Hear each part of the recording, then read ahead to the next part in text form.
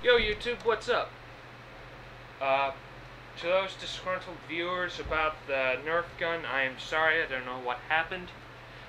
But this video is not about that. This is about what will happen. Probably, no, more than likely within the next 40 years, would be my guess. I say this as a warning.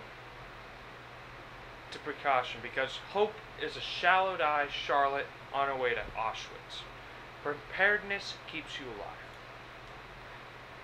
I'm here to talk today about what will happen when oil disappears. Not if, when. Any idiot watching this who says, you mean if it disappears. No, when it disappears. Oil is a finite, limited resource. We have long since, just stateside, passed peak oil. That happened in the 70s. The whole gas crisis, it's just ridiculous. The thing is, we are not prepared. We are, to put it bluntly, too big for our own good.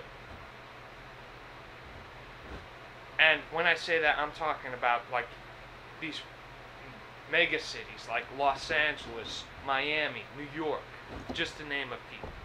We are too big for our own good. Now here where I'm at in Sebring, we might be able to pull off and revert back to farming. The thing is, even if you were to cover every rooftop in New York City, and I mean every rooftop, and every possible inch physically possible, with food stores like pumpkins or tomatoes or other edible fruit-bearing plants, you would still not be able to feed the masses. It's impossible. People don't get this, and I say this because this is the one thing that people overlook when they're talking about oil. Logistically speaking, New York, the water in New York, just to prove a point, that comes in from the aqueducts, that isn't powered by the pumps, that comes down from the mountains, only goes up, and correct me if I'm wrong, to about the 5th or 6th story. The majority sake in New York is well above that. And I mean well above that, like 20-story buildings, I would think. People just don't understand this. My hypothesis is, just from a transportation of food alone, Los Angeles would eat itself inside and out within 3 weeks and reduce itself between starvation, riots, and the lack of drinkable water, i.e. disease, would reduce its population of several million to a couple 100,000 within 3 weeks. Yeah, 3 weeks. I know it sounds scary, but that's my opinion. And it makes a lot of sense. I mean, not to pick on racial tensions or anything, and I'm not trying to go there, but there is a lot of gang violence in Los Angeles. Anyone who's lived there can say that without question. The gangs would overrun the city. The local government would be useless. Do not, I repeat, do not go to your police stations, because they would be cleaned out of their weapons and more than likely be deserted. You need to buy your weapons now.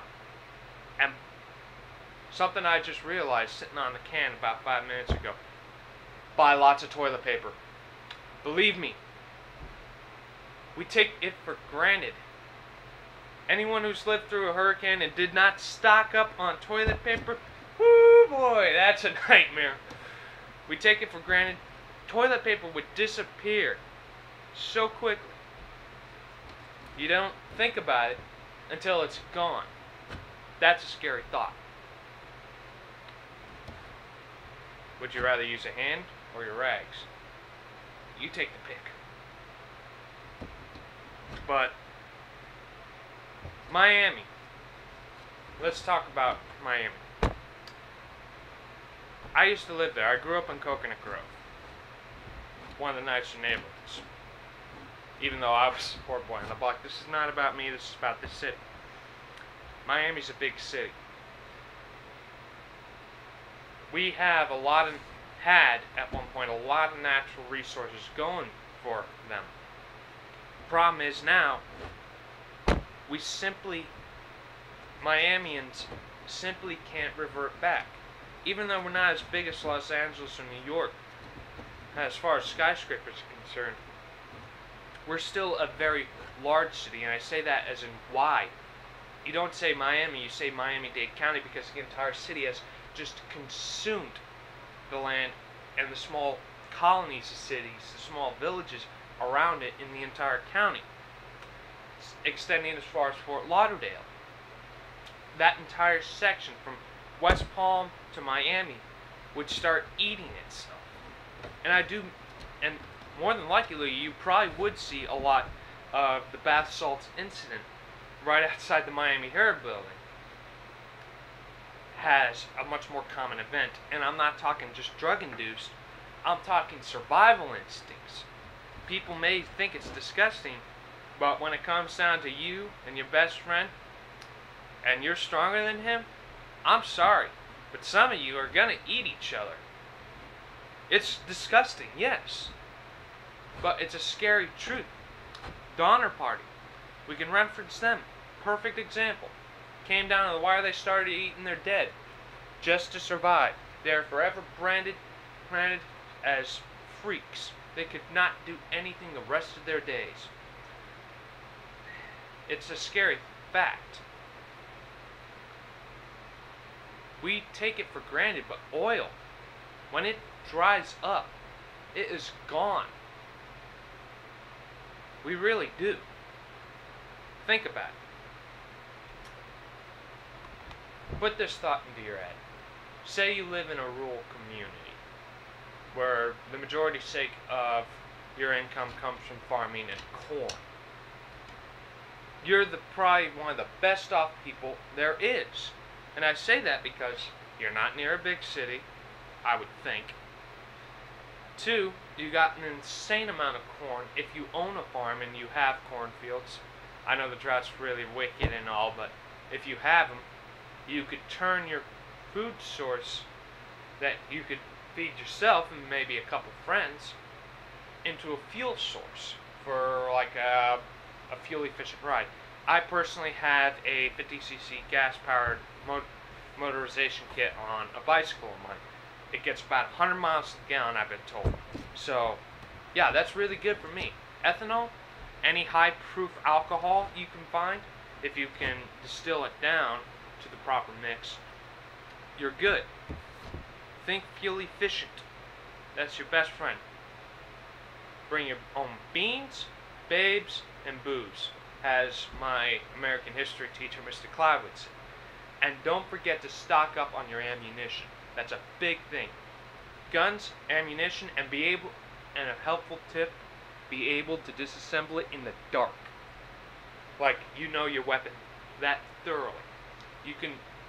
I'm referencing a lot of facts about Max Brooks' The Zombie Survival Guide. But these are really useful facts. Not just in a zombie apocalypse, which, like Walking Dead, Resident Evil, zombies are never going to happen, but hungry zombies like, food, give us corn, beans, we want your gasoline, type of zombies. They're real. They will be.